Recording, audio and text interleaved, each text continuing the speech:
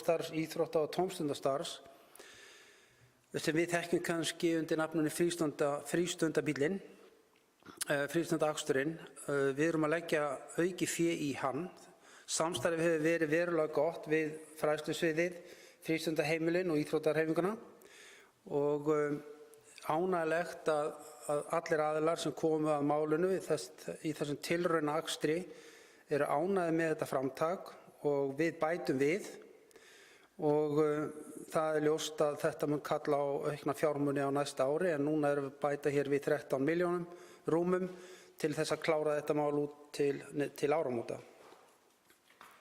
Þannig að það spennandi að fylgjast með því hvernig það fer. Hvað varðar ráðningu bæjarstjóra, þá liggur samningurinn við bæjarstjóra fyrir eins og var bókað á síðasta fundi en hér var spurt bókun, meðal annars vísitölutengingu, meðaltalshækkun, launavísitölu og tilhæfulausar ávirðingar.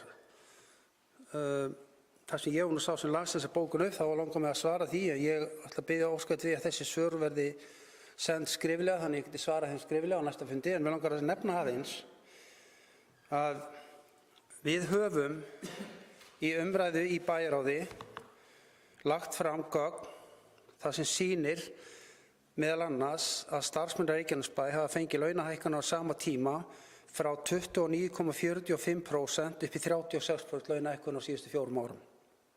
Þar á meðal eru starfsmannafélag Suðurnesja. Þetta eru staðfestar tölur sem ég hef fengið og barið undir starfsmannafélagið líka og þá segi ég að það eru staðhæfulausar fullyrðingar í þessari ágætu bókun Sjálfstæðisflokksins það að samkvæmt kjarasamningum á almennum markaði hafa laun almennt hækkað bara 10% og að bera saman hækkanir og krónutöluhækkanir í janúar 2020 til 2022 finnst mér virkilega lélegt og ég legg til að ágætir fulltrúar flokksins leiti upplýsinga hjá starfsmannafélögunum eða stéttarfélögunum til að fá hreinar tölur. Það er alveg ljóst að laun hafa hækkað verulega á síðustu 4 árum, þar með talið launaflokkahækkanir til að mynda hjá starfsmannafélaginu. Þar hækkuðu flestir eftir mat launaflokka. Það var líka, eins og öll vitum, stytting vinnutímans og þetta gerir það að verkum að hækkanir á sveitarfélaginu á 4 árum eru 20,45% upp í 36%. Í einstaka tilfellum hefur það verið hærra. Þess vegna kallaði ég þessa ágætu bókun Sjálfstæðisflokksins tilhæfulausa. Það er líka ansi skrítið að taka samanburð við lægstu launahópa þegar við erum að ræða laun bæjarstjóra. Ef ég framreikna laun fyrrverandi bæjarstjóra Sjálfstæðisflokksins hérna hjá okkur, þá eru launin hans rúmlega 3 milljónir á mánuði þegar við myndum framreikna þau laun. Kjartan er einn af 15 launahæstu bæjarstjórum á Íslandi í dag og ég sé ekki eftir 1 krónu sem við erum að greiða bæjarstjórunum laun og finnst þessi umræða vera komin langt út úr kortinu að við ættumst til þess að það gildi einhverjar allt aðrar reglur bæjarstjóran heldur en aðra starfsmenn. Og vísitalan sem fylgt er gefin út af Hagstofu Íslands og er núlluð á hverju ári og síðan er hækkunin metin árið áður og ný vísitala byrjar í upphafi ársins. Hann fær þar af leiðandi alltaf hækkun ári síðar en aðrir. Þannig að vísitalan er ekki gripin einhvers staðar úr loftinu eins og mátti ætla að áðan, heldur er hún unnin af Hagstofu Íslands og birt í byrjun hvers árs. Og það er eina viðmiðunin sem er við launahækkun bæjarstjórans. Mér finnst umræðan búin að vera lengi og leiðileg og ekki vera sanngjörn og nú liggur fyrir samningurinn sem við munum samþykkja hérna eftir, eða búið að samþykkja og við munum staðfesta eftir að þar eru laun bæjarstjórans lækkuð 5% sem áður var. Auk þess sem að fallið frá biðlaunum ef viðkomandi bæjarstjóri tekur við nýju starfi. Mér finnst þetta góður samningur og stoltur af honum og stend við hann og hefur raun og ekki meira það að segja, en aftur ætla ég að segja það að ég óska að menn sendi þessum spurningar þannig að ég geti svarað skriflega ef þörf á. Takk fyrir. Margrét Sanders, gjör svo vel.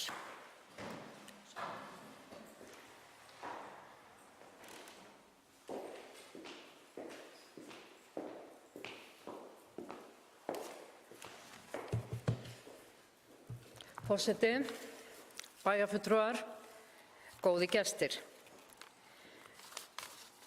Ég kem hérna upp vegna þessa svara frá formanni bæjarráðs sem hefur séð samning við bæjarstjóra. En hann áskilur sér rétt til þess að svara skriflega, en það sem klárlega það sem hann svaraði kannski rétt að nefna hér.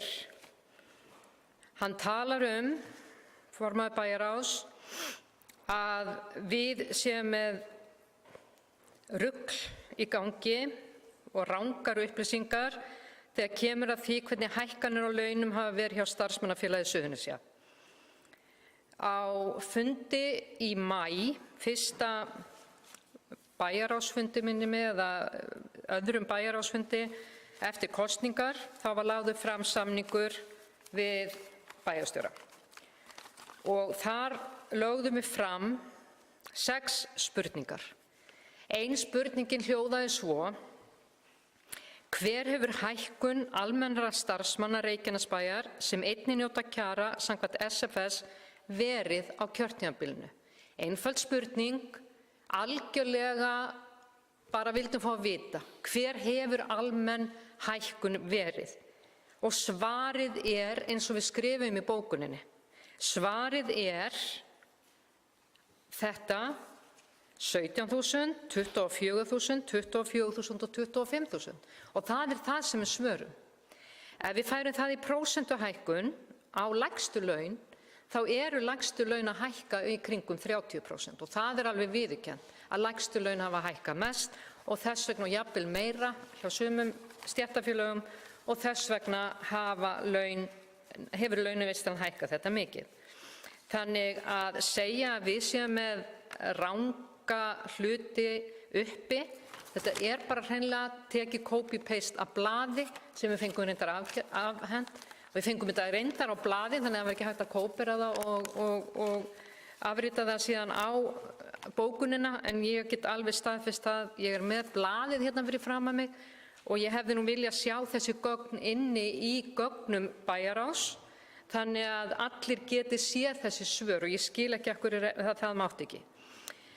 Mig langar nú að hrósa meirihlutanum fyrir það að við vorum í rauninni í þessum 6 spurningum okkar með ákveðna athugasemd við biðlaunaákvæðið. Við gerum ekki athugasemd við biðlaunaákvæðið. Okkur finnst eðlilegt að bæjarstjóri sem tímabundið ráðinn, hann fái biðlaun. Og það var talað það í samningnum að það væri til 6 mánaða. Það sem við gerum aftur á móti athugasemd við var að það var óljóst hvort hann yrði áfram á launum ef hann myndi hætta á kjörtímabilinu og myndi ráða sig í annað starf. Og ég vil bara þakka núverandi meirihluta að hafa breytt orðalaginu í samningnum þannig að það sé algjörlega skýrt að viðkomandi ekki á launum ef hann ræður sig í annað starf, og það til fyrirmyndar. Eitt enn sem langar til að nefna varðandi samning við bæjarstjóra, að við sátum hjá í bæjarráði og gerum svo líka núna, en ég biðla til ykkar bara í auðmýkt að hafa það skýrara fyrsta ákvæði. Ekki til þess að upphefja einn eða neitt. Það eðlilegt í samningi að það komi fram, ef það á að vera eftir vísitölu, hver grunnvísitalan sem miðað við. Hvaða mánuð það að tala hver talan á launavísitölunni. Það alltaf getið þegar verið að vísa í vísitölunar, og það líka dálítið óljóst, það ekki skrifað undir samning við bæjarstjóra fyrr en í ágúst, en í rauninni átti að skrifa undir samning við hann í maí. Þannig að við viljum endilega beina því til, og ég á ekki von á þessi búið að skrifa undir þennan samning af því að hann er fyrst staðfestur hér, að það verði þá lagfært á fyrsta grein samningsins við hvaða vísitölu er verið eða við hvaða mánuð vísitölunar er verið að miða við. Takk.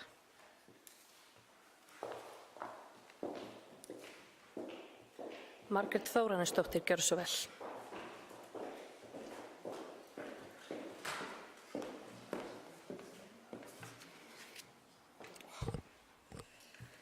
Virðulegur forseti og aðrir viðstaddir, ég kem hérna til fundargerð Bæjarráðs frá 18. ágúst, liðu 4 máltíðir í grunn- og leikskólum Reykjanesbæjar útboð á skólamáltíðum. Umboð harmar þær hækkanir sem framvendar eru á skólamáltíðum í grunnskólum bæjarins. Hækkanir þessar koma illa niður á mun stærri hóp nú en áður. Hækkanir á matvöru almennt ásamt vaxtahækkanum hefur veruleg áhrif á tekjuminni fjölskyldur sem hafa nú þegar minni greiðslufærni en áður. Vissulega möguleiki á að grípa þann hóp sem sækir sér aðstoð en stolt stendur oft í vegi fyrir slíkum umsóknum, þar sem leggja þarf umsókn fram hvern einasta mánuð.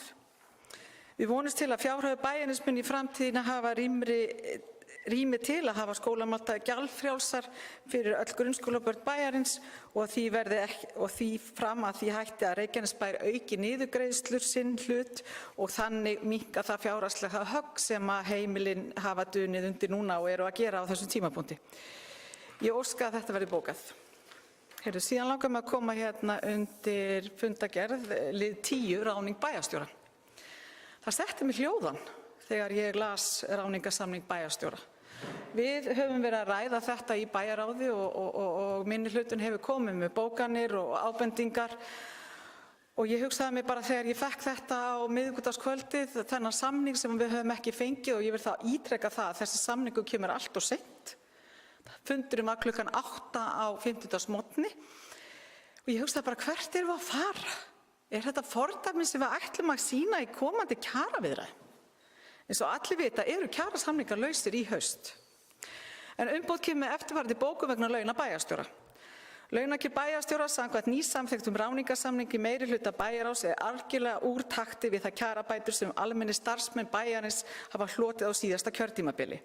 Alltaf 6-falt hærri kjarabætur fyrir launahæsta starfsmann bæjarins setja línurnar fyrir komandi kjaraviðræður og má vænta þess að harka í þeim viðræðum verði meira en ella. Einnig má vænta þess að sviðsstjóra bæjarins og aðrir starfsmenn í stjórnendastörfum fylgi í kjölfarið. Setja það betra fordæmi en þetta.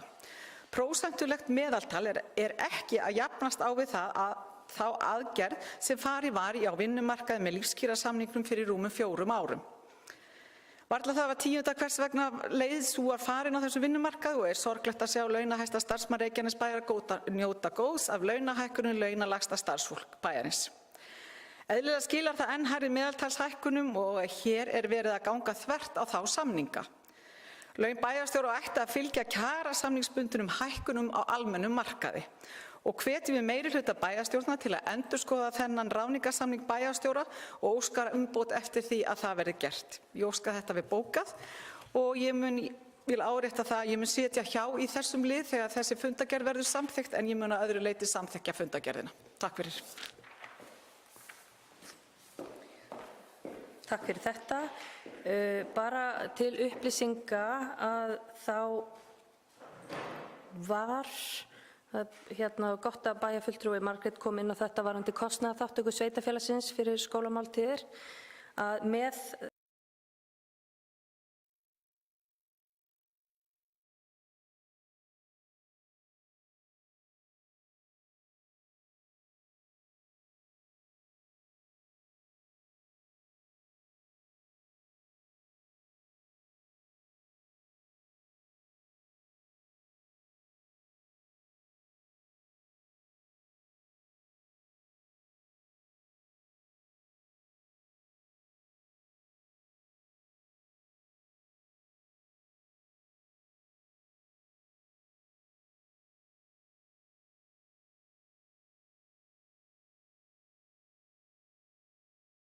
hefur bæjarstjórinn afsalað sér hækkuninni fyrir árið 2022 Þannig að það byrja þá ný vísitala. Hækkunin sem kemur næst verður þá frá 1. janúar 2022 til loka árs 2022. Ný vísitala kemur þá frá Hagstofunni 1. janúar.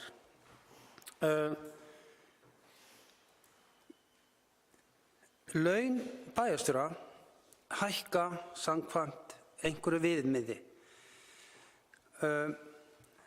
Að tala það að hans laun eigi að hækka með við laun og almennu markaði einhvers konar vísitala. Þannig ég veit ekki hvað bæjarfulltrúi Margrét Þórarins á við í þessu sambandi. Við erum með vísitöluhækkun sem tekur mið meðal annars á launum á markaði. Það í samningnum.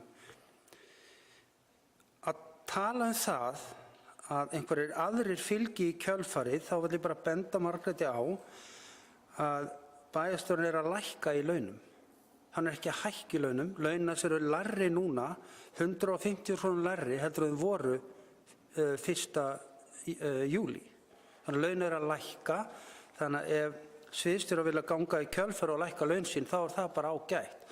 Það mjög rangt að bæjarfulltrúa umbótar að tala það að laun bæjarstjóra sé að hækka. Þau eru ekki að hækka.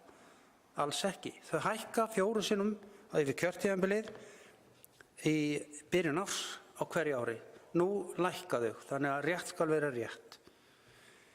Ég vil líka minna á að ágæti bæjarfulltrúar sem hér sitja hafa fengið kauphækkun sem mun hærri í krónutölu heldur en almennir starfsmenn í þessu félagi sem þið eru að bera ykkur við. Skrítið að þið skulu taka þá öllum þeim hækkunum sem þið hafið fengið en ekki bera ykkur þá bara við lægstu launin. En þið ætlið sem til þess að aðrir starfsmenn, aðrir stjórnendur taki hækkun með við lægstu laun, krónutölu, en þið ekki. Áhugavert. Takk. Helga Jóhanna Oddsdóttir, gjörðu svo vel.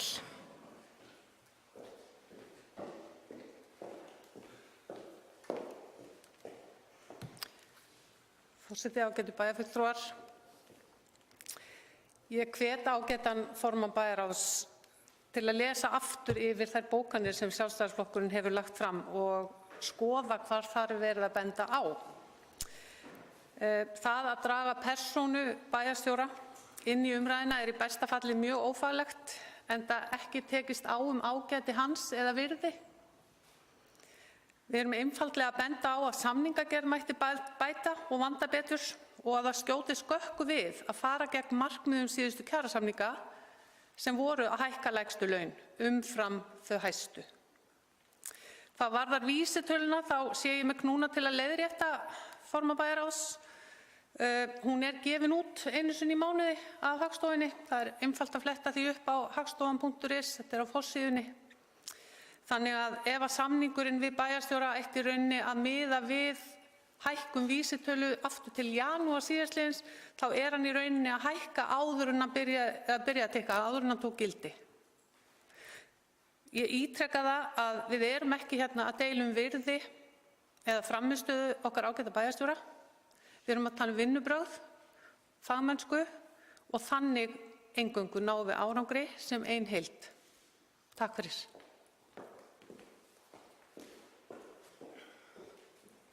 Margrét Sanders, gjörðu svo vel.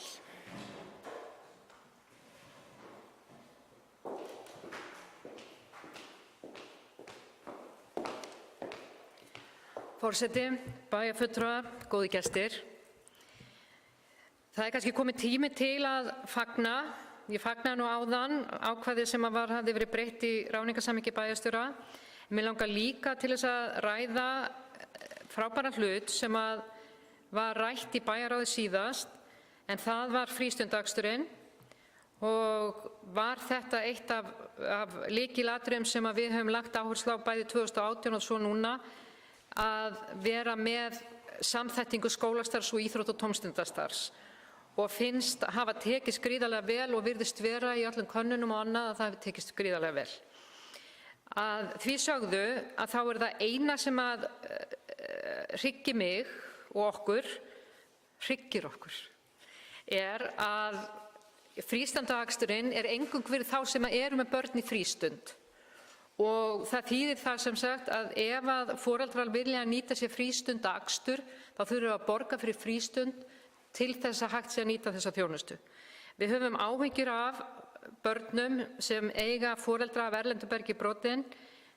Við vitum það og kannanir hafa sýnt það að annað foreldri er mikið heimavinnandi og þau hafa minna verið að nýta sér frístundarstarfið.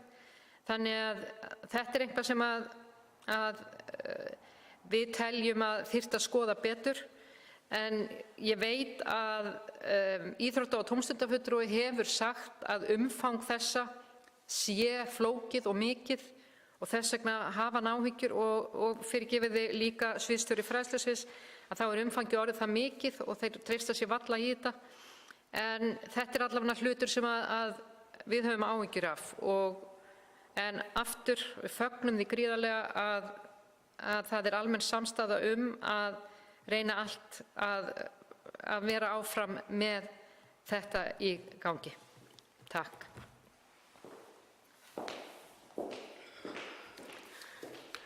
Takk fyrir þetta.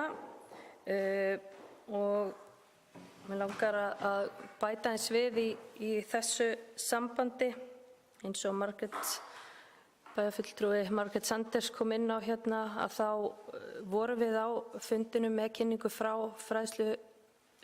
sviðsstjóra fræðslusviðs og íþrótta- og tómstundafulltrúa og þeir nefndu það akkúrat að þetta væri þróunarverkefni sem að myndi svo stækka þannig að það stæði fleiri börnum til boða og ég man ekki betur en að við höfum fengið á síðasta kjörtímabili skýrslu starfshóps sem vann í þessu verkefni þar sem kom fram að það eru ýmsar útfærslur einmitt í öðrum sveitarfélögum sem litið til þar.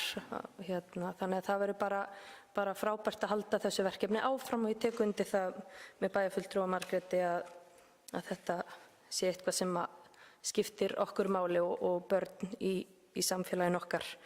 Og það kom fram í þeirra máli líka að markmiðum verkefnisins hefur að miklu leyti verið náð sem var að fjölga börnum í frístundaheimilum og þar hefur orðið mjög mikil fjölgun og í raun meiri heldur en margir gerðu sér grein fyrir og líka á sama tíma mælanleg fjölgun í íþrótta- og tómstundastarfi sem er mjög jákvætt.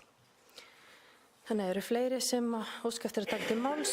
Guðný Birna Guðmundsdóttir, gjörðu svo vel.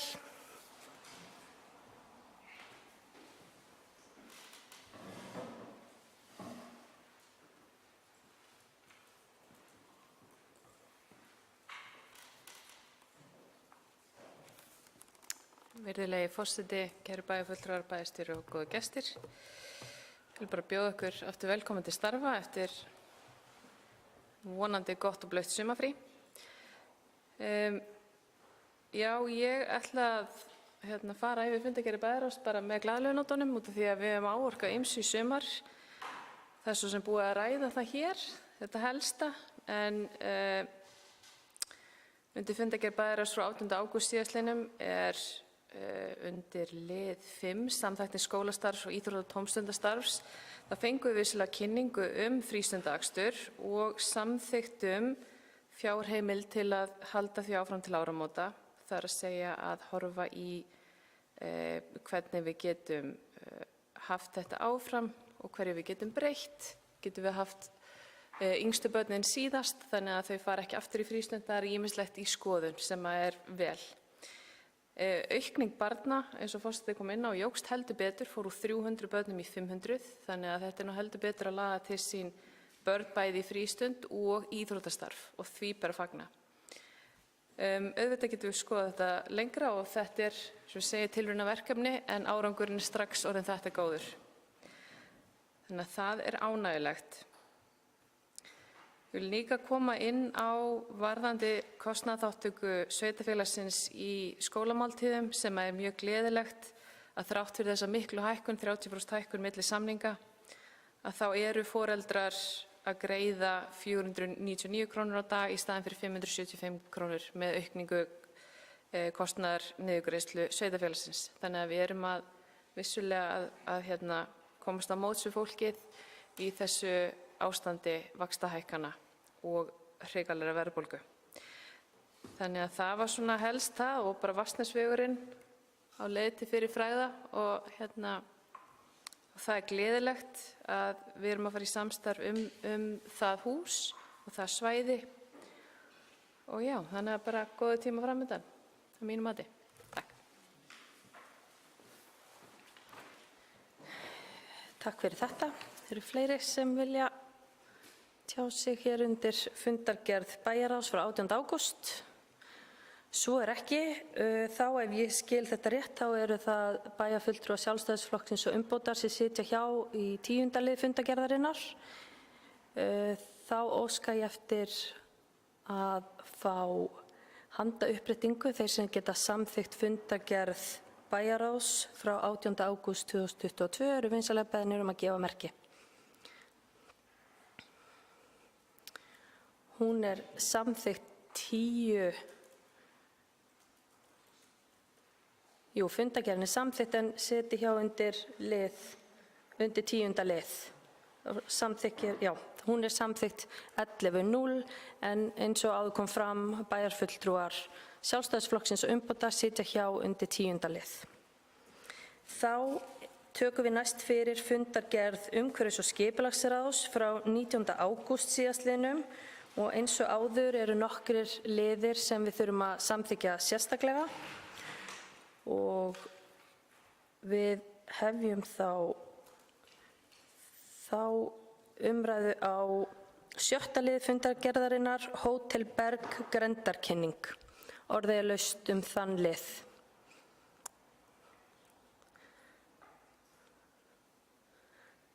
Það er enginn sem óskar eftir að taka til máls undir 7. lið fundargerðarinnar. Þeir sem samþykkt geta þann lið eru vinsamlega beðnir að gefa merki. 7. lið fundargerðar umhverfis- og skipulagsráðs. Þeir sem samþykkt geta 7. lið í fundargerð umhverfis- og skipulagsráðs eru vinsamlega beðnir að gefa merki og hann er samþykktur 11.0. Næst tökum við fyrir 8. lið fundargerðarinnar, Guðnýjarbraut 4, stækkun lóðar. Orðið er laust þann lið. Það er enginn sem óskar eftir að taka til máls undir þeim lið. Þeir sem samþykkt geta þennan lið eru beðnir að gefa merki. Og hann er samþykktur 11.0. 9. lið fundargerðarinnar er Stapagata 10, leikskólinn Holt. Orðið er laust þann lið. Það er enginn sem óskar eftir að taka til máls. Þeir sem samþykkt geta 9. lið Stapagötu 10 eru beðnir að gefa merki. Hann er samþykktur 11.0. 11. liður fundargerðarinnar er Urðarás 11, endurupptaka máls. Orðið er laust. Margrét Sanders, gjörðu svo vel.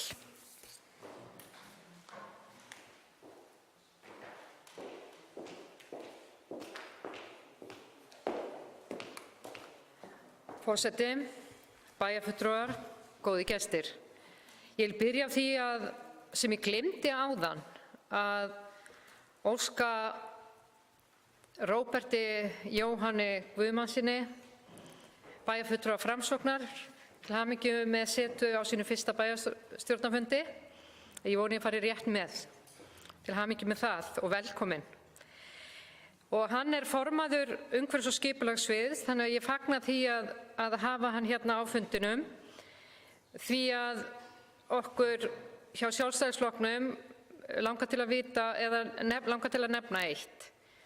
Urðarás 11, þetta er endurupptaka máls, þar sem er beiðni að, nú ætla ég að passa maður að fara ekki í mjög tæknilega atriði, en ef ég einfaldi þetta bara að það er á deiliskipulaginu, þetta er að vera 2 hæða hús og það er aðili hér í bænum eða lóðarhafi sem óskar eftir að þetta sé á 1 hæð. Og rökstuðningur hans á því er að nágranninn, þetta er Urðarás 11, að nágranninn, Urðarás 13, að hafi fengið leyfi til þess að hafa sitt hús á 1 hæð. Eftir því sem upplýsingarnar sem við fáum er að viðkomandi hafi farið til umhverfis- og skipulagssviðs og þar var hún bent á að fara í teikningavinnu og gerði það og lagði í nokkra 100.000 kalla til þess að fá teikningum breytt til þess að geta sótt að hafa viðkomandi hús á einni hæð. Og lagði þetta síðan fram og þessu var hafnað, en síðan fór þetta fyrir bæjarráð sem var þá í stað bæjarstjórnar að samþykkja fundargerðir umhverfis- og skipulagssviðs í sumar, og þá hafði lögmaður lóðarhafa rætt jafnræðisreglu stjórnsýslulaga og hennar var ekki gætt, og þess vegna og benti á og óskaði eftir að þetta yrði tekið fyrir aftur. Það var gert á umhverfis- og skipulagsráðsfundi og þar var þessu aftur hafnað. Og þá var bent á 2 lóðir í annarri götu, Völuás 7 og Völuás 9, og því hefði verið hafnað að vera með eina hæð þar. Það sem að okkur langar til að vita hvað það sem ræður þessu? Hvað á bak við það? Það að einhverju finnst það ljótt eða fallegt? Það götumyndin? Það annað mál hér hjá umhverfis- og skipulagssviði þar sem það götumynd, þar sem verið að stækka byggingareit, og þar götumyndin að breytast, en það ekki gerð athugasemd við það. Hvaða reglum verið að fara eftir? Hver að ráða þessu? Hvernig háttað líka aðstoð eða hreinlega þarna, hvernig ráðgjöf til fólk sem býr hjá sveitarfélaginu? Ef að það hefur áhuga að breyta, þarf það virkilega að fara í dýrateikningar og leggja þær fram, vitandi það að þetta verður aldrei samþykkt? Þurfum við ekki að vera með einhverjar leiðbeinandi reglur? Allavega finnst okkur þetta vont, höfum áhyggjur af lögsókn í þessu máli, erum ekki með bókunum þetta, en við búum svo vel að við erum með formanninn hér, og okkur langar bara til þess að vita bara eftir hverju hægt að fara þarna, eftir hverju erum við að fara. Takk.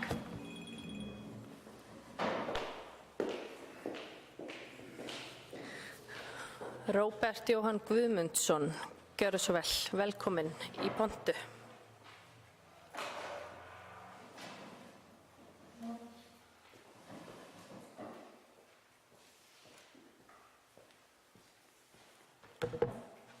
Forseti, bæjarfulltrúar, takk fyrir það, Margrét, að bjóða mig hjartanlega velkomin.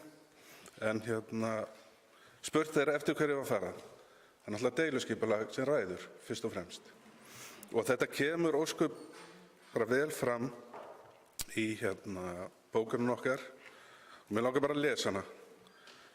Verulegur hæðarmunur innan lóðar Urðarás 11 sem þýddi að fylling með 3,5 til 4 metra háum púða. Sú lausn ekki talin til hagsbóta fyrir ásýnd hverfisins eða eðlilegar væntingar nærliggjandi lóðarhafa yfirbragð síns nærumhverfis. Á Urðarási 13 voru náttúrulegar aðstæður þannig að þær gátu staðið óbreyttar. Því var talið að sú breyting væri rökrétt og til bóta fyrir ásýnd hverfisins. Þar að auki Urðarás 13 endalóð en Urðarás 11 ekki.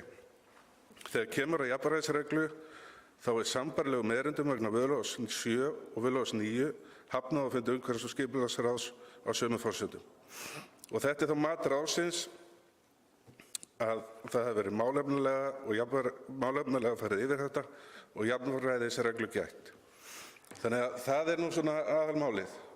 Og Urðarás 9 sem þarna við hliðina 2 hæða hús og þetta kemur verulega þá til með að valda þeim áhyggjum. Við hefðum getað sett þetta í grenndarkynningu en deiluskipulagið ræður og við verðum að verja það. Takk fyrir.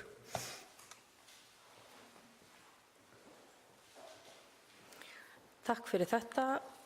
Eru fleiri sem óska eftir að taka til máls undir þessum 11. lið fundargerðarinnar Urðarás 11? Svo ekki. Þá óska ég eftir að þeir sem samþykkt geta þennan lið gefi merki. Og hann samþykktur með 8 greiddum atkvæðum.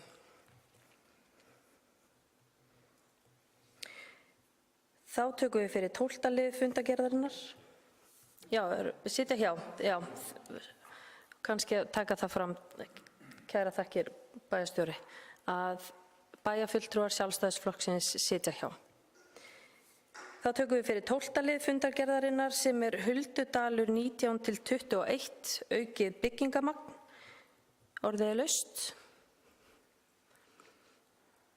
Það er enginn sem óskar eftir að taka til máls undir þeim lið. Þeir sem samþykkt geta þann lið eru beðnir að gefa merki. Og hann er samþykktur 11-0. Þá gef ég orðið laust fundargerðina í heild sinni. Róbert Jóhann, gjörðu svo vel.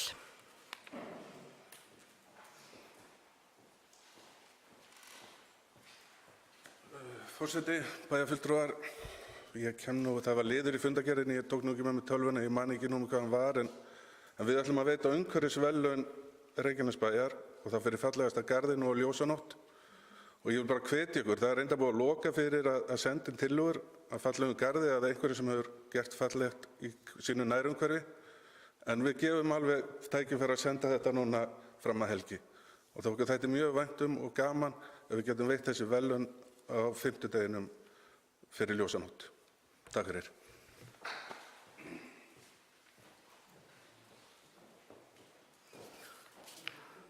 Takk fyrir það.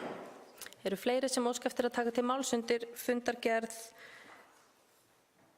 umhverfis- og skipulagsráðs frá 19. ágúst? Svo er ekki.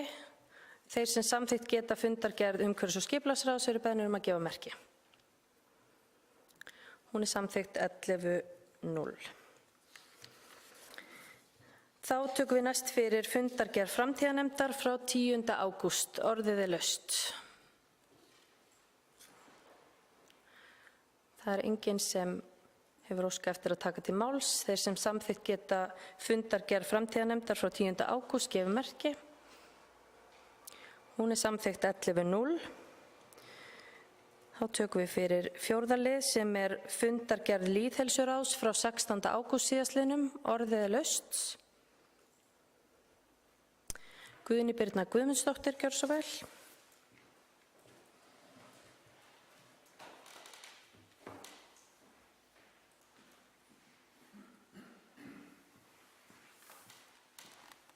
Virðulegi forseti, kæru bæjarfulltrúar. Já, mig langar að koma hérna aðeins upp undir fundargerð lýðheilsuráðs á síðasta fundi þeirra sem haldið var 16. ágúst, þar sem að lýðheilsuvísar fyrir árið eru komnir út. Þar má meðal annars finna gleðitíðindi, með leyfi forseta, eins og minni ölvunardrykkju framhaldsskólanema sem ber að fagna og að fleiri börn í 4. bekk segjast auðvelt með að sofna. Þunglyndislyfjanotkun er einnig minni, bæði hjá körlum og konum sýnist mér. En það sem vekur upp áhyggjur hjá mér er liður 41 í skýrslunni sem er dánartíðni vegna krabbameina á árunum 2017-2021. Og þar má sjá að við erum hærri í tíðni heldur en Ísland að meðaltali. Það er að segja, dánartíðni hjá okkur er 220 af hverjum 100.000 á meðan meðaltali á Íslandi öllu er 164. Ég fór nokkra skýrslur aftur í tíman og fann þennan lið ekki. Þannig ég velti fyrir mig hvort að þessi sé nýr, það er að segja dánartíðni vegna krabbameina sérstaklega. Við höfum verið með dánartíðni vegna hjarta- og æðasjúkdóma og annað slíkt, þannig ég velti fyrir mig hvort að þetta sé nýtt. En við erum vonandi að fá bráðlega skýrslu, þar sem er farið í samantekt á krabbameini á Suðurnesjum, þannig að ég hlakka til að sjá hana og þetta er eitthvað sem við þurfum að rýna sérstaklega. Það er að segja hvernig var þetta áður fyrr og eru við marktakt verri út af einhverjum ástæðum. Það er eitthvað sem við þurfum að vita. Ég vildi bara flagga þessu til ykkar. Takk fyrir. Kæra þakki fyrir þetta.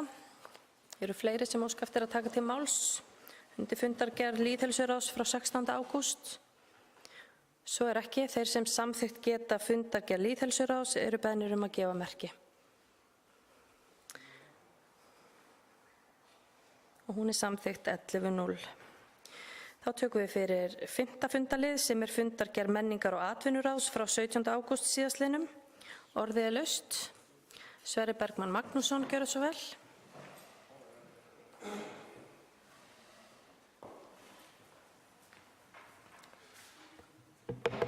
Forseti bæjarstjórnar, bæjarstjóri, bæjarfulltrúar og aðrir áheyrendur sem meðlimur í menningar- og atvinnuráði langar mér að fylgja þessari fundargerð eftir. En í fyrsta liði talað framkvæmdir í DUS safnahúsum. En menningarfulltrúi Reykjanesbæjar lagði fram kostnaðaráætlun fyrir innanhúsbreytingar á DUS safnahúsum með því að markmiði að gera DUS-hús að hjarta menningar í Reykjanesbæ. Þar sem það getur hýst söfn, listasýningar og fleira menningartengt, sem er náttúrulega þennan fund sem við erum á.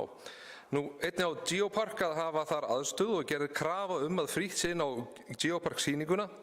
Geopark kemur með fjármagn til þess að sýningin geti farið fram hér í Reykjanesbæ, en ljóst að DUS-hús þarf að taka nokkrum breytingum svo að það sé hægt. Helstu breytingar eru þær að það þarf að hafa Geopark sýninguna við innganginn, svo að gestir geti farið frítt þar inn en borga svo inn á aðrar sýningar hússins ef svo ber við. Til þess þarf nýja aðal inngangshurð og þó nokkra tilfærslu á uppsetningu hússins. Einnig þarf að koma fyrir innfelldri pallaliftu, laga lýsingu, bæta við rampi, laga gólf, bæta við veggjum og fleira. Ég hveti bæjarfulltrúa til að skoða teikningar og kostnaðaráætlun sem hægt að finna í fundargerðinni. Liður 2 ljósanótt, en menningarfulltrúi Reykjanesbæjar kynnti dagskrá ljósanætur í ár og hveti alla til að kíkja inn á ljósanótt.is til að sjá þá glæsilegu dagskrá. Mikið að gerast og gaman að sjá að það að koma inn fleiri viðburðir að frumkvæði íbúa, eins og heimatónleikar í Gamla bænum og bakarstónleikar í Holtunum heima, svo dæmi séu tekin. Bærinn leggur til fjármagn, en svo á morgun veit ég að það verður undirritað samningur við aðal bakhjarla ljósanætur, en þeir eru Landsbankinn, Isavia, Skólamatur, Lagardère og Netto, og þökkum við þeim sem og öðrum sem leggja hátíðinni lið þeirra mikilvæga framlag. Í þriðja lið þá var það lokaskýrsla 17. júní í Reykjanesbæ 2022 sem var lögð fram. En í ár var haldið áfram með það fyrirkomulag sem var í gangi í bænum á COVID-tímum. Það er að segja að hátíðin var haldin á 4 mismunandi stöðum í bænum. Við leikskólann Holt í Innri-Njarðvík, í Skrúðgarðinum í Ytri-Njarðvík, við hæfingarstöð Reykjanesbæjar á Ásbrú og svo í Skrúðgarðinum í Keflavík. Ljóst er að viðburðarstjóri hátíðarinnar og menningarfulltrúi Reykjanesbæjar unnu mikið þrekvirki við að halda úti dagskránni á þessum 4 stöðum og hoppuðu í hin ýmsu verk. Í hugleiðingum menningarfulltrúa kemur þó fram að það fjármagn sem rennur til hátíðarinnar er helmingi minna en það sem þekkist í sambærilegum sveitarfélögum. Sem dæmi má nefna að bærinn lagði til 3 milljónir í hátíðinni í ár, á meðan 6 milljónir voru lagðar í hátíðinni í Hafnarfirði og svo veitt auka fjárveiting þar til að bæta við kvöldskemmtunina. Einnig þótti COVID-fyrirkomulagið, það er að segja halda þetta á 4 stöðum, ekki hentugt lengur og það verður því leitað eftir því til menningar- og atvinnuráðs að Reykjanesbær komi með auki framlag til hátíðarinnar og hún verði mestu haldin á einni staðsetningu á ári. Og ég vil hvetja alla bæjarfulltrúa til að lesa þessa skýrslu menningarfulltrúa. Hún er bæði skemmtileg og fræðandi. Liður 4, atvinnumál. Verkefnastjóri atvinnu- og viðskiptaþróunar var með kynningu á atvinnumálum Reykjanesbæjar, en atvinnuleysi í Reykjanesbæ mældist 5,6% í júlí, en það var 5,9% í júní til samanburðar. Flugvöllurinn er komin á skrið og eru farþegatölur í júlí 101% af því sem þær voru í júlí 2019. En ljóst er að eldgosið hefur þar jákvæð áhrif, en það er nú eitthvað dofn yfir því, vitum við. Ýmsar spennandi þreifingar er í gangi sem ég get ekki nefnt hér sökum trúnaðar, en þó þykir mér nokkuð ljóst að það þarf að fara að setja framvindu Suðurnesjalínu 2 í algeran forgang, svo hægt sé að halda áfram með uppbyggingu atvinnumála hér í Reykjanesbæ. Svo vil ég hoppa yfir í 7. lið, en það er saga Keflavíkur 1949 til 1994 sem var gefin út nýverið. En sögunætt Keflavíkur hélt sinn 17. fund á Hótel Keflavík þann 22. júní síðastliðinn. Það lýstu þeir ánægði með bókina, innihald og útlit, en töldu að bæta þyrfti úr kynningu bókarinnar sem formaður sögunættar Keflavíkur hyggst taka að sér. Sögunætt Keflavíkur telur afar mikilvægt að setja á stokk söguvef til að miðla betur því sem ekki er hægt að miðla í bókinni, svo sem myndum, bæði ljós og kvikum, þá erum við að tala bara ljósmyndir og vídeó, og viðtölum sem er ekki gert í bókinni. Kostnaður við að standsetja slíkan vef er áætlaður 15 milljónir á fyrsta ári og svo í framhaldi yrði rekstur hans 10 milljónir á ári. Menningar- og atvinnuráð leggur því til að þetta verði tekið fyrir í fjárhagsáætlunargerð fyrir næstu ár. Svo er 7. liður. Forstöðumaður Súlunnar kynnti lykiltölur Súlunnar frá janúar fram í júlí 2022 og vil ég hvetja bæjarfulltrúa til að líta yfir þær rekstrartölur sem eru í viðhengi við þennan 7. lið. Að lokum vil ég svo vekja athygli á nokkrum sýningum sem hafa verið að opna eða opna í bráð, en í Hljómahöll er hægt að sjá nýja sýningu sem fjallar Sævar Þorkel Jensson, betur þetta sem Kela og úrklippu bókasafn hans, en hann hefur einmitt safnað einhandaráritum tónlistarfólks og úrklippum allt frá ungum aldri. Þá eru sýningin Ofurhetjur fara sínar eigin leiðir opnuð í bókasafni Reykjanesbæjar þann 1. september og sama dag byrja ný sýning hér í Duðshúsum sem ber nafnið Hér sit ég og sauma. Og svo þetta styttist í ljósanótt eins og áður kom fram og það verður frítt inn á þessar sýningar sem á aðrar sýningar sem bærinn stendur fyrir á meðan á ljósanótt stendur. Ég þakka hljóðið.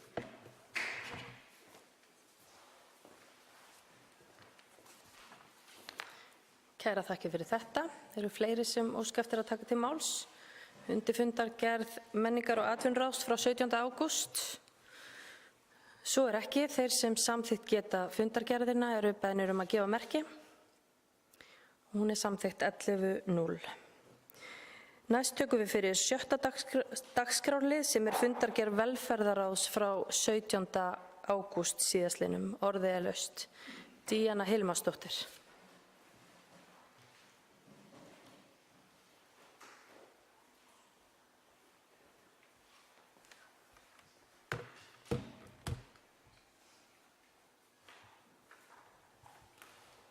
Bæjarstjóri, forseti, bæjarfulltrúar og gestir.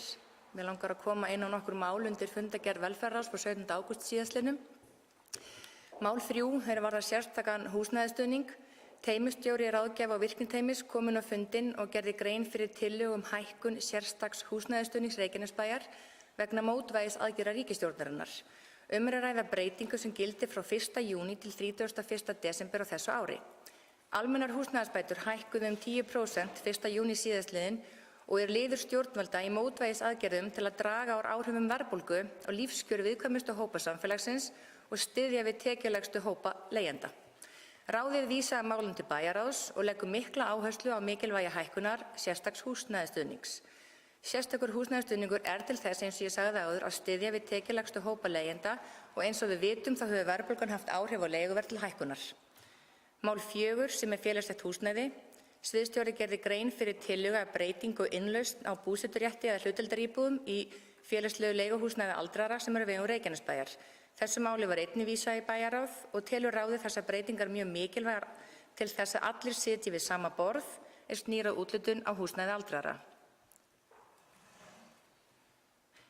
Mál 5, það snýr að samræmdri móttöku flóttafólks.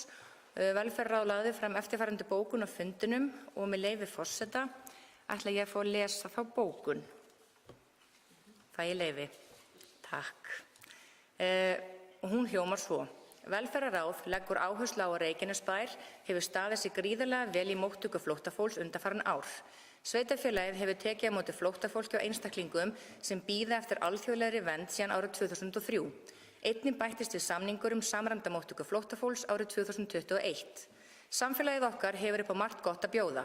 Við eigum metnaðarfulla leik- og grunnskóla og öflugt starfsfólk. Náungakærleikurinn er okkur dýrmætur og við viljum ala börnin okkur upp við öryggi ásamt því að tryggja að íbúum okkar líði sem allra best og aðlagist samfélaginu okkar burt sé frá því hver uppruni fólks er. Við erum fjölmenningarsamfélag og hreykjum okkur af því. Einstaklingar sem flýja stríð og óöryggi heimalandi sínu eru augljóslega að leita að betra lífi fyrir sig og sína fjölskyldu og ættu ávallt að vera velkomin til okkar. En að sama skapi er fyllilega ljóst að Reykjanesbær, auk fárra annarra sveitarfélaga, geti ekki borið upp móttöku fyrir alla þá sem til landsins koma. Fleiri sveitarfélög verða að taka þátt í verkefninu og vera jákvæðari í að sinna þessu mikilvæga og metnaðarfulla starfi sem samræmd móttaka flóttafólks er. Þegar litið til fjölda umsækjenda alþjóðlega vernd sem félags- og vinnumarkaðsráðuneyti er með í Reykjanesbæ eru samtals 443 einstaklingar með aðstöðu á Ásbrú. Þetta þýðir að þeir einstaklingar sem eru búsettir í þessum úrræðum við leyfisveitingu verða skráðir með lögheimili í Reykjanesbæ og er þá sjálfkrafa vísað til félagsþjónustu sveitarfélagsins við veitingu verndar. Það gefur auga leið að innviðir okkar, líkt og félagsþjónusta sveitarfélagsins, heilbrigðisþjónustan, löggæsla, leikskólar og grunnskólar ráða ekki við allan þennan fjölda fólks sem þarna kemur í fangið á okkur. Úrræði sem þessi, auk móttökustöðva, eru einungis staðsett í Reykjanesbæ, Suðurnesjabæ, Hafnarfirði og Reykjavík. Ég held að vísa Árborg sé þarna inni líka. Alls eru 1000 einstaklingar í móttökuúrræðum ríkisins að sækja um vernd en helmingur þeirra er á Suðurnesjum. Íbúar á Suðurnesjum telja 8% af íbúum landsins og er eitt stærsta vaxtarsvæði landsins. Íbúum Reykjanesbæjar hefur til að mynda fjölgað 7,7% á undanförnum 12 mánuðum. Þrátt fyrir að Reykjanesbær sé nú þegar með samningu móttöku fólks á flótta, auk samnings samræmda móttöku flóttafólks, eru ráðuneyti og Vinnumálastofnun enn að bæta í með að taka á leigu húsnæði í sveitarfélaginu.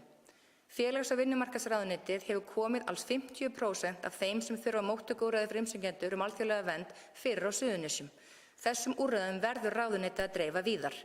Innviðir Reykjanesbæjar geta ekki tekið við fleira fólki og biðli við því til Vinnumálastofnunar að leita til annarra sveitarfélaga og að önnur sveitarfélög taki þátt í móttöku umsækjenda alþjóðlega vernd. Og undir þetta skrifa allir nefndarmenn velferðarráðs, bæði meirihluta og minnihluta. Það er algjörlega ólíðandi að samráð ríkis og sveitarfélaga sé háttað svona og að ekkert séu tekin til greina málefnaleg rök okkar að við séum komin að þolmörkum og gott betur en það. Samtal og fundir verða að eiga sér stað í þessum ört stækkandi málaflokki þegar kemur á svona stórtækum aðgerðum. Fleiri sveitarfélög verða hreinlega að koma að borðinu. Lykillinn að áframhaldandi farsælu starfi í þessum málaflokki felst í vönduðum og vel ígrunduðum vinnubrögðum öllum til heilla. Við getum vel lært af reynslu annarra ríkja sem staðið hafa frammi fyrir þessari áskorun þar sem misvel hefur verið leyst úr málum. Við erum heppin að geta litið til annarra landa en mér virðist ríkið því miður ekki nýta sér það.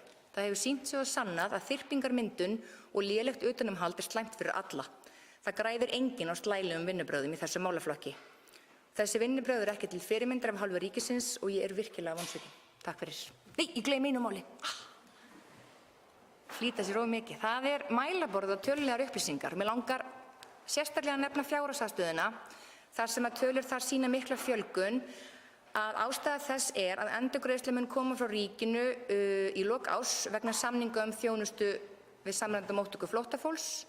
Mér langar líka að nefna að fjöldi einstaklinga sem að fá greiddar sérstakar húsnæðisbætur er svo til sá sami í júní og júlí á milli árana 21 og 22. Takk fyrir. Kæra þakki fyrir þetta. Forseti vill taka aðeins til máls undir þessari fundagerð líka þar sem rætt er bæði samning vegna verndar og samning vegna móttöku flóttafólks. Og við höfum aldeilis og á síðasta kjörtímabili líka bent á það að við séum komin að og nokkurn veginn yfir ákveðin þolmörk og höfum leitað eftir samstarfi við ríkið varðandi það og látið okkar skoðanir í ljós. Við viljum standa við okkar samninga og gera það vel, en það reynist okkur erfitt þegar mikill fjöldi er kominn sem ekki er í þjónustu sveitarfélagsins, heldur undir þjónustu ríkisins og ríkið svo sem ekki með starfsstöð hér á svæðinu, þannig að þetta samtal verður að halda áfram. Við höfum einnig átt fund með allsherjar- og menntamálanefnd þar sem við lögðum meðal annars til lausn í þessu máli sem má alveg segja hér að var að sveitarfélög á stór höfuðborgarsvæðinu, allt frá Akranesi og að Árborg og hér á milli, myndu taka á móti ákveðnum fjölda með við íbúafjölda sveitarfélaga og lögðum það til að væri mögulega 3 til 5 einstaklingar og það myndi einhvern veginn svona bæði dreifa álagi en líka vera þeim sem leita hingað eftir vernd eða á flótta ákveðið svona, væri kannski ekki eins miklu fordómar í því fólgnir að það væri betri blöndun. Og bara til þess að árétta það, þá er Reykjanesbær auk Hafnarfjarðar og Reykjavíkur með samning móttöku einstaklinga í leita vernd. Það eru einungis 3 sveitarfélög, en hins vegar er annar samningur sem er samræmd móttaka flóttafólks og þar eru 5 sveitarfélög, Akureyri, Árborg, Hafnarfjörður, Reykjavík og Reykjanesbær. Eru fleiri sem óska eftir að taka til máls undir þessari fundargerð? Margrét Sanders.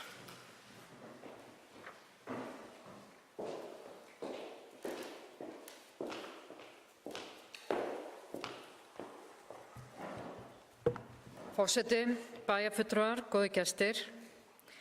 Ég kem hérna upp og vil fagna því þessari bókun, sameiginlegri bókun og þeirri samstöðu sem myndaðist í velferðarráði varðandi annars vegar flóttafólk og hins vegar fólk sem að sækja alþjóðlega vernd.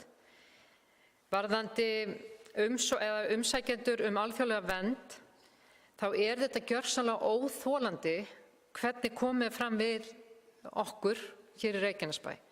Að 50% af öllum þeim, af þessum 1000 einstaklingum, að það séu 443 einstaklingar sem með aðstöðu hér. Það ekki boði og ég velti fyrir mér að eitt að vera með bókun og sameiginlega bókun, hvort við þurfum ekki að stíga fastar niður og setja aðgerðalista, hvernig getum við komið að þessu. Við þurfum að ræða við stofnanir, við þurfum að ræða við ráðherra, við þurfum að ræða við heildarkerfið. Þetta þarfnast væntanlega lagabreytingar vegna þess að við teljum og væntanlega og við höfum flest rætt það að þetta ætti í raun að vera kvóti þar sem að sveitarfélög taka ákveðinn kvóta. Og af hverju erum við að segja það? Það vegna þess að við viljum taka vel á móti þessu fólki. Það ástæðan og það engin önnur ástæða. Það ekkert ankannalegt á bak við þetta. Þetta óþolandi að eitt sveitarfélag taki á móti 50% af þeim aðilum sem að sækja alþjóðlega vernd. Hvernig á að gera það almennilega? Það segir sig sjálft, það verður ekki í lagi og það gjörsamlega að springa velferðarkerfið innan Reykjanesbæjar vegna þessa. Takk.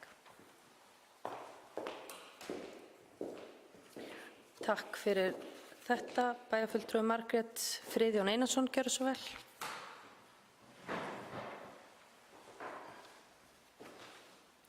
Forseti, ég ætla bara að byrja því að taka heilshugar undir orð Margrétar Sanders, bæjarfulltrúar Margrétar Sanders hérna áðan.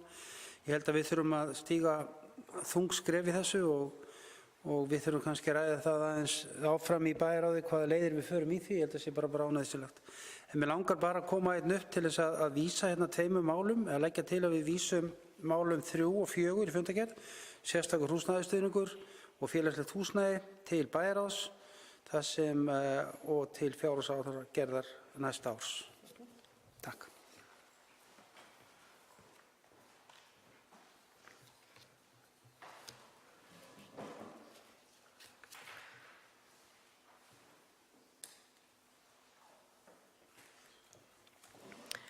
Hér leggur formaður bæjarráðs til að við vísum 3. og 4. máli, sérstökum húsnæðisstuðningi og félagslegu húsnæði inn í bæjarráð. Þeir sem samþykkja þá tillögu gefi merki. Hún samþykkt 11-0. Eru fleiri sem óska eftir að taka til máls undir fundargerð velferðarráðs frá 17. ágúst? Guðni Birna Guðmundsdóttir, gjörðu svo vel.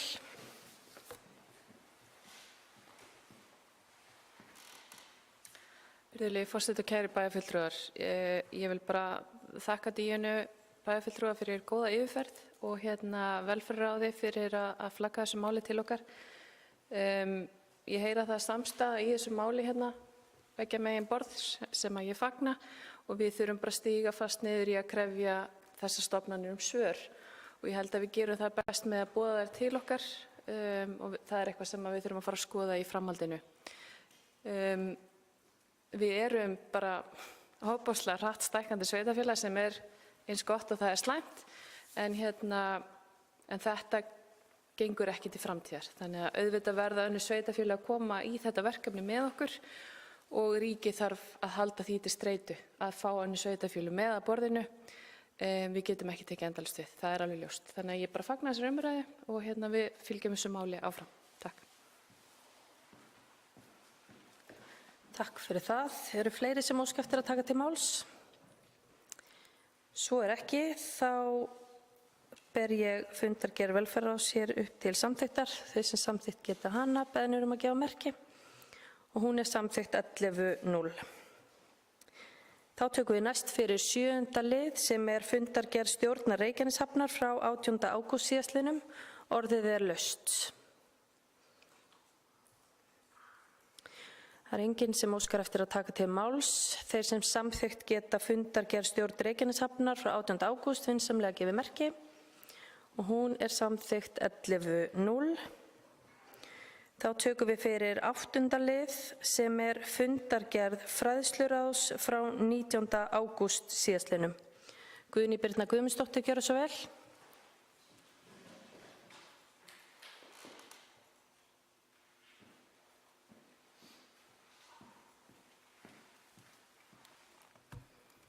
Virðulegi forseti og kæru bæjarfulltrúar.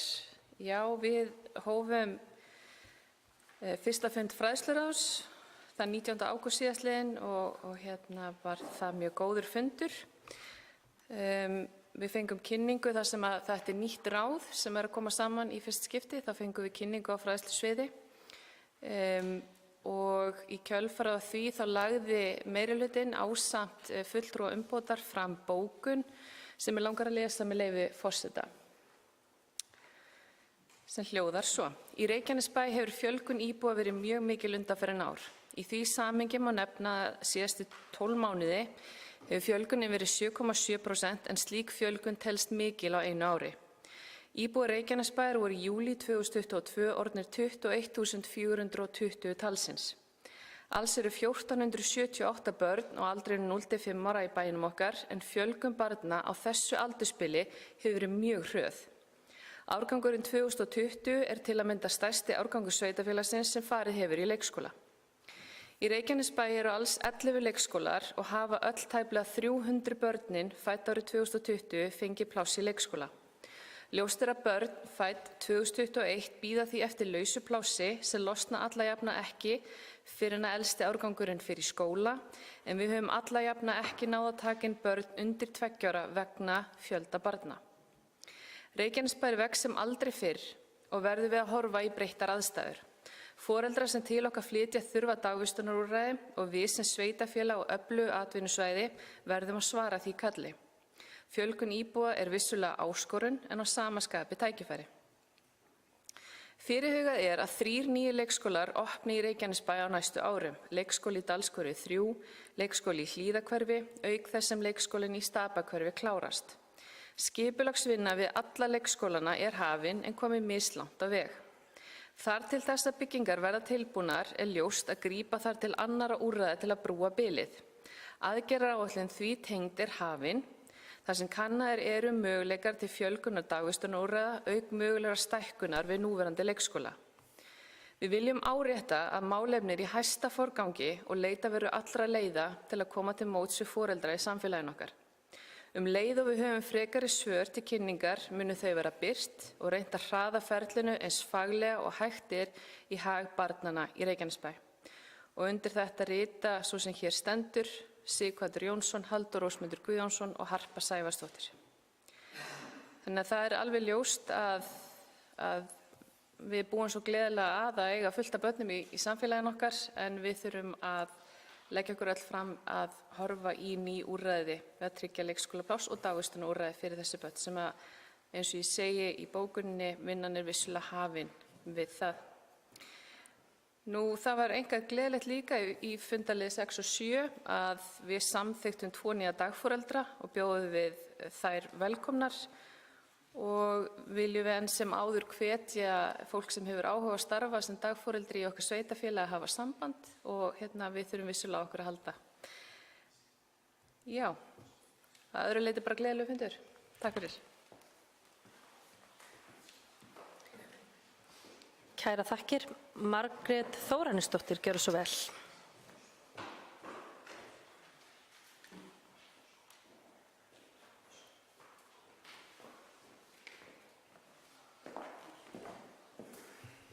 Virðulegur forseti og aðrir viðstaddir. Ég kem hér undir lið 4, kynning á fræðslusviði. Vandi Reykjanesbæjar í vistunarúrræðum barna er stór og mikill.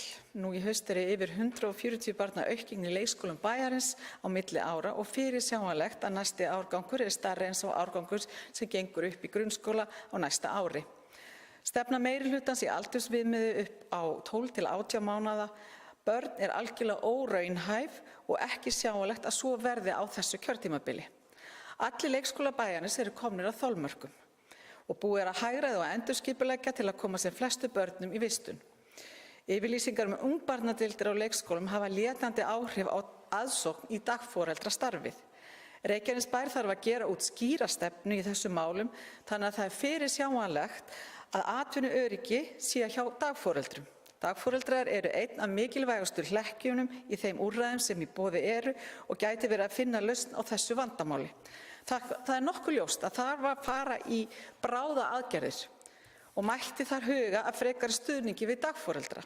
Telur umboð að það væri hraðvirkasta leiðin til lausna á vistunarvanda unga barna. Horfum á til þeirra gæsluvalla sem allir nú komnir úr notkun og koma þar fyrir bráðabirgðahúsnæði fyrir verðandi dagforeldra sem að geta ekki boðið upp á gæslu í heimahúsi. Stækka þarf strax frá leikskóla sem með húsnæði í boði. Leita þarf allra lausna sem möguleg til að koma til móts við þessa stóru áskorun. Ég óska þetta verði bókað. Takk.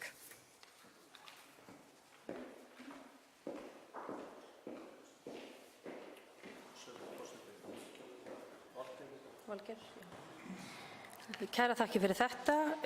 Forseti vill aðeins koma inn á þarna að við höfum held ég sem og það kemur skýrt fram í málefnasamningi meirihluta með þessi stefna sem við erum að taka núna að tryggja það að 18 mánaða börn komist inn í leikskóla á þessu kjörtímabili en þar kemur enn fremur fram að það verði farið í sérstaka vinnu með dagforeldrum til þess að tryggja það að við getum boðið öllum börnum frá 12 mánaða aldri dagvistun.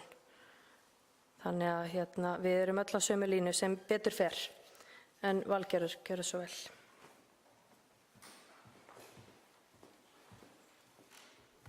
Takk fyrir, frú forseti, bæjarfulltrúar, gestir.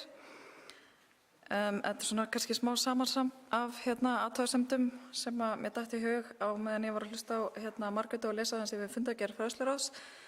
Ég vil kannski árétta það sem að Guðni talaði sem fór yfir áðan að undanfarin ár hefur 1/3 af 18 mánaða gömlum börnum fengið leikskólavist þó að það hefði ekki tekist núna í COVID-árgöngunum og ég tek mitt undir með Halldóru að forseta að í meirihluta sáttmálanum stefnum við að því að 18 mánaða börnum verði boðið leikskólavist á þessu kjörtímabili en 12 mánaða til framtíðar en við erum algjörlega til að skoða það með dagforeldrum hvort það sé hægt að byggja einmitt upp eins og þú talar mjög Margrét að skoða húsnæði sem getur verið hentug fyrir dagforeldra til þess að vinna saman, jafnvel fleiri en einn og fleiri en tveir og það algjörlega eitthvað sem við erum að skoða núna og munum leggja mikla áherslu á í fjárhagsáætlunarvinnunni. Varðandi eflingu dagforeldrastéttarinnar hefur ýmislegt verið gert á þessu ári, til dæmis drög að þjónustusamningum og styrkjum til dagforeldra.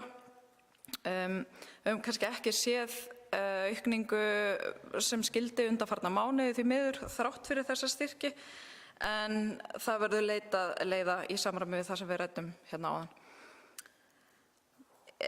Varðandi bókun fulltrúa Sjálfstæðisflokksins í fræðsluráði þá velti ég fyrir mér hvort þessi raun hafi verið möguleiki að færa hluta af 5 ára börnum inn í grunnskólana.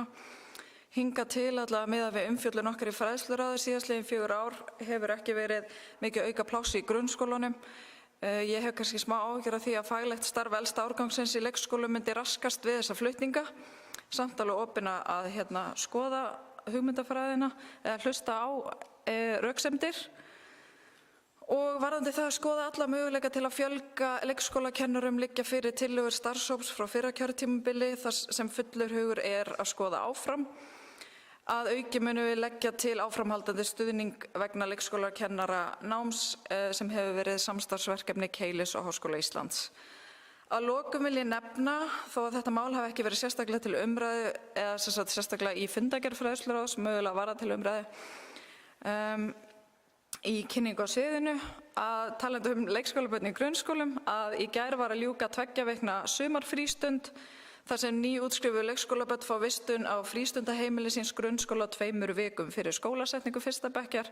Þetta hefur tekist vel og góð aðlögun nýra grunnskólanema að grunnskólanum en flýtir einnig aðlögun ungra barna í leikskólum bæjarins þar sem 5-6 ára börn þurfa ekki að fara aftur í leikskólan eftir sumarfrí. Takk. Kæra þakki fyrir þetta. Margrét Sanders, gjörðu svo vel.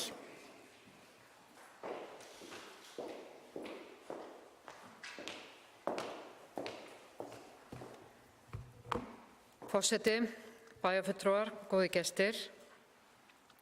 Mig langar til að nefna eitt við núverandi meirihluta að það í málefnasamningi meirihlutans það var talað sérstaklega að það var vonast eftir góðu samstarfi meirihluta og minnihluta til góðra mála og auðvitað bara á kjörtímabilinu og vonumst við auðvitað eftir því. En það sem okkur finnst mjög athyglisvert á öllum fundum og öllum nefndum að það kannski eðlilegt að formar og varaformar séu úr hópi meirihluta en líka ritari róa sig á að vera meirihluti. Það er aldrei sérstakt. Ég hefði haldið, það var aldrei fyrirmynda til dæmis í Reykjaneshöfn að þá var meirihluti valdi sinn formann en varaformaður var úr hópi minnihluta og ég hefði haldið að þetta væri svona samkomulagsatriði ef að meirihlutinn eitthvað hræddur við að hafa varaformanninn að það myndi það einhver koma inn en að hann geti ekki einu sinni verið ritari í einni nefnd. Það finnst mér mjög sérstakt og ég bara átta mig ekki alveg á þessum vinnubrögðum. Ég hefði haldið bara að þetta væri hver er þá hæfastur og það var eiginlega dálítið skemmtilegt að á fundi umhverfis- og skipulagssviðs að þá á að veita umhverfisverðlaun og þá voru með 2 úr meirihlutanum þar en enginn úr minnihluta en kannski gáfu þeir ekki kost á sér en algjört aukaatriði en ég vildi nefna þetta. Við ætluðum í rauninni ekkert að nefna þetta meira, við sáum þarna bókun meirihlutans og varðandi leikskólamálin og síðan bókaði fulltrúi Sjálfstæðisflokksins Gígja Guðjónsdóttir frá minnihluta, frá D-lista. En þar sem að bókun meirihlutans var lesin hér áðan, þá finnst okkur eðlilegt að komi fram bókun minnihlutans og vil ég þess vegna lesa eftirfarandi bókun sem fulltrúi D-lista lagði fram. Sjálfstæðisflokkurinn leggur til, fyrirgefið þig, ég ætla að fá með leyfi forseta. Sjálfstæðisflokkurinn leggur til að það verði strax farið í aðgerðir við að finna skammtímalausnir í dagvistun barna í Reykjanesbæ meðan uppbygging á leikskólum á sér stað. Það þarf að skoða alla möguleika til að fjölga leikskólakennurum og leikskólum. Það þarf að efla dagforeldrakerfið með stuðningi Reykjanesbæjar og vinna með foreldrum að fjölbreytilegum lausnum. Skoða hvort hægt sé að færa hluta af 5 ára börnum inn í grunnskóla til skammtíma undir eftirliti fagfólks til að fá fleiri börn fái úrræði. Greiða foreldrum barna sem eru heima eftir 18 mánaða aldur styrk á meðan beðið eftir leikskólaplassi. Finna bráðabirgðahúsnæði fyrir leikskólabörn á meðan verið að ljúka við byggingu leikskóla. Og undir þetta skrifar Gígja Sigríður Guðjónsdóttir. Mig langar aðeins að nefna því að Gígja, eða nefndarmaður Sjálfstæðisflokksins Gígja Sigríður, ræddi aðeins við mig fyrir fundinn að við vorum ekki með það á okkar stefnuskrá að 5 ára börn ættu að fara í grunnskóla. Af hverju? Það var nákvæmlega eins og bæjarfulltrúi Valgerður nefndi að það hefur verið mikil andstaða við það og menn eru meira að horfa til að leikskóli og grunnskóli renni í eitt skólastig. Það sé framtíðin. Það sem við erum að segja þarna að þetta er skammtímalaust og við vitum til dæmis í Akurskóla hefur verið töluverð fækkun nemenda en kannski er þetta algjörlega óraunhæft en við erum bara að benda á þennan möguleika ef hugsanlega kannski er hægt að skoða þetta betur.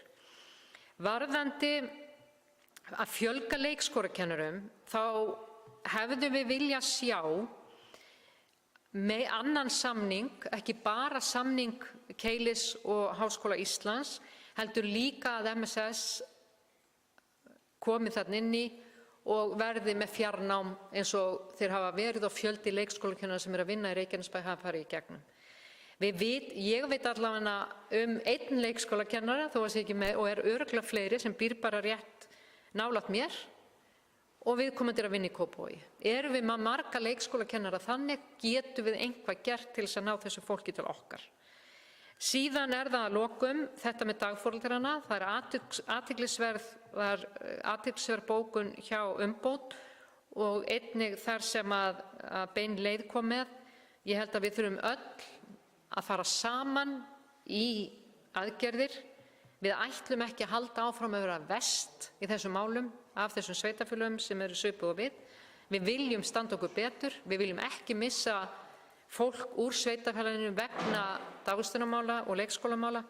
Þannig að þetta eitthvað sem að við sem hópur hljótum að geta unnið saman. Takk.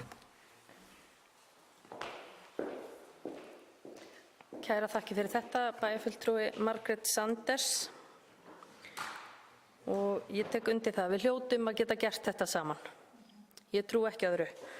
Og það kannski líka rétt að benda á það að á síðasta kjörtímabili þá var líka tekin ákvörðun það að foreldrar sem eru með barn hjá dagforeldri sem orðið 18 mánaða gamalt og hefur ekki fengið leikskólapláss eins og kemur fram í bókun fulltrúa Sjálfstæðisflokksins í fræðsluráði, að þeir foreldrar greiða leikskólagjald til dagforeldris. Þannig að það var allavega jákvæð breyting á meðan við erum í þessari stöðu sem við vonumst eftir að koma sem fyrst út úr. Eru fleiri sem óska eftir að taka til máls undir fundargerð fræðsluráðs frá 19. ágúst? Svo ekki og þá berum við fundargerðina upp til samþykkta. Þeir sem samþykkt geta fundargerðina eru beðnir að gefa merki og hún samþykkt 11:0. Þá það 9. og síðasti liður fundarins í dag sem stefnumótun í 3 málaflokkum. Orðið laust. Bæjarstjóri, gjörðu svo vel. Já, forseti, ágætu bæjarfulltrúar. Ég vil nú eins og aðrir sem hér hafa komið upp í dag bara bjóða alla velkomna til starfa á ný eftir sumarleyfi og vona að sumarið hafi verið ykkur gott. Það nú ekki alveg búið, það ennþá von á hann detti í 13 gráður þegar líður á ágúst. Við skulum ekki missa vonina.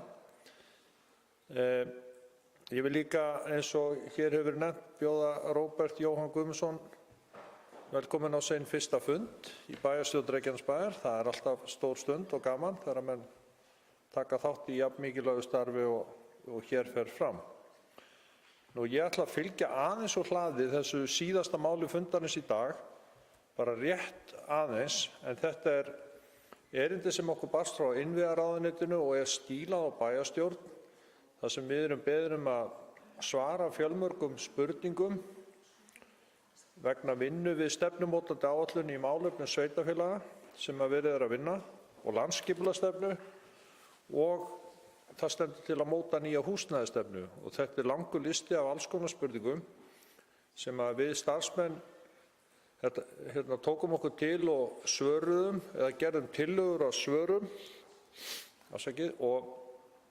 en það var eitthvað svo skrítið þetta kom í miðju sumarleyfi í sumar þegar flestir voru í leyfum og við áttum að skila þessu með tiltölulega skömmum fyrirvara. Við höfum fengið frest á því aðeins, þannig að það ennþá möguleiki að gera breytingar og við lögðum þetta fram í bæjarráði síðastliðinn fimmtudag með óskum frá ykkur eða til ykkar bæjarfulltrúa góður að þið mynduð senda okkur breytingartillögur eða athugasemdir ef þið hefðuð einhverjar og mér vitandi hafa þær ekki borist neinar ábendingar eða athugasemdir. Þannig ef þær berast ekki í kvöld í fyrramálið þá legg ég til að við bara lítum á þetta sem samþykkt innlegg og sendum þetta frá okkur bara seinni partinn á morgun til ráðuneytisins aftur. En þangað til erum við tilbúin að taka á móti ábendingum eða viðbót við einhverjar spurningar eða svör ef þið hafið þær. Því að þetta er ykkar svör, sveitarstjórnar. Takk. Eru fleiri sem óska eftir að taka til máls undir þessum lið stefnumótun í 3 málaflokkum? Svo er ekki. Þá óskar forseti eftir að fá merki frá þeim sem samþykkja að svör sveitarfélagsins verði send áfram til innviðaráðuneytis.